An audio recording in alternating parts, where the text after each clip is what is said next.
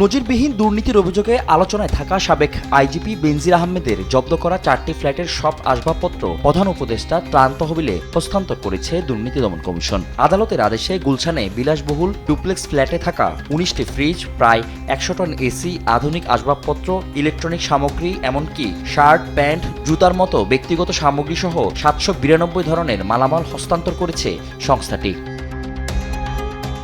দুদক বলছে, নিলামে মালামাল নষ্টের ঝুঁকি এড়াতে ত্রাণ তহবিলে পাঠানো হয়েছে। সাবেক আইজিপি বেনজির আহমেদের যে প্রকৃত যে সম্পদ রয়েছিল এবং তার যে গুলশানে যে ফ্ল্যাটে 4টি ফ্ল্যাটে যেই মালামাল ছিল প্রধান উপদেষ্টা ত্রাণ তহবিলে সেগুলি দেওয়ার একটা সিদ্ধান্ত হয়েছে।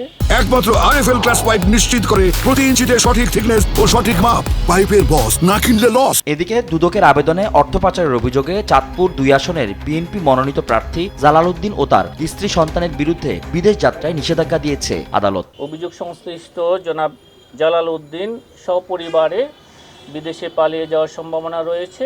এই কারণে তাদের বিদেশ যাত্রায় নিষেধাজ্ঞার জন্য আবেদন করা হয়েছিল। আবেদনের প্রেক্ষিতে বিজ্ঞ আদালত থেকে দেশ ত্যাগে নিষেধাজ্ঞা জারি করা হয়েছে।